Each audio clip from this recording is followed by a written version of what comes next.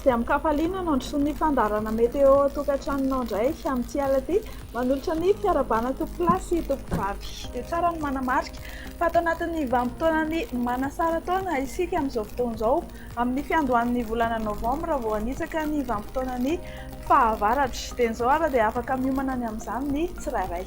Dia izay ny amin'iny ny mamatra ny toetry ny andro eto Madagasikara dia ny tsioka izay antonony ary tsy maro toerana izany indraindray. Somary mafimafy kosa ny fitsokan-drivotra ny aty amin'ny tendrony avaratry Madagasikara aty satria amin'ny manodidina ny taolan'ny andro. Amin'ny rapitsy maraina ary hisedra orana hatrany ny faritra avaratra atsinanan'ny Madagasikara, izany hoe manomboka amin'ny faritra Sava Analanjorofo ary Mpaka hatrany atsinanana any.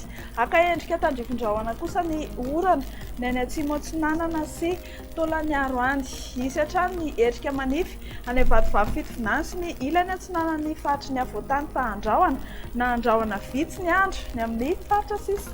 Amin'ny rapitsy tolakandro dia anorana tandrifin-drahona ary mety araha-kotroka ny any amin'ny faritry Nosy be sy Samborano iny tahaka izay ihany koa ny Orombe sy atsimo atsinanana, ny faritanin'ny Toliara Raimantolo ary ny ilany andrefan'ny faritry ny avoatany. Anorana malefaka kosa any Antalaha, Analanjorofo ary Toamasina, anorana tandrifin-drahona any avadivavy fitovinany tahaka izay ihany koa ny any amin'ny ilany atsinanan'ny faritra Vakinankaratra, Moromanisy, Otmatsiatra iny, andrahoana na andrahoana vitsy ny andro ny amin'ny faritra sisa izay tsy notononina teo.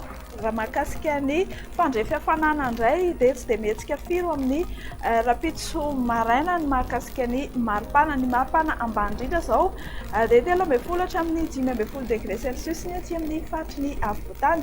Ny amin'ny morontsiraka kosa arak'izao hitantsika amin'ny sary izao dia manodidina ny 20 hatramin'ny 24 degré celsius. Dia isy fidinany ny maripana ho amin'ny rapitso tolakandro indrindra ny aty amin'ny tapany atsimony Madagasikara izay manome ny tarehimarika 20 hatramin'ny 30 degré celsius. Ny ambony indrindra dia 30 degré any Antsohiso ny amin'ny faritry Maevatanana iny. Dia entinay miampita ranomasina kely ary aloha ianao amin'izao fotoana izao amin'ny alalan'ireto ovinany toetry ny andro reto hoe hibalika be ny masoandro amin'ny rapitso any Johannesburg, hifandimby ny rahona sy masoandro any Paris, Milan, Nairobi sy Bangkok. Ho an'ireo nosy manodidina antsika indray no arosanao manaraka izao anorana malefaka ao amin'ny rapitso any Seychelles, hibalika be ny masoandro any La Réunion, hifandimby eo ny rahona sy masoandro any Comores, anorana tandrifin-drahona kosa ny faritry Maurice. Dia izay ny vaovao ny meteo azonao rosanao amin'ity alina ity mametraka ny mandrapion'olona.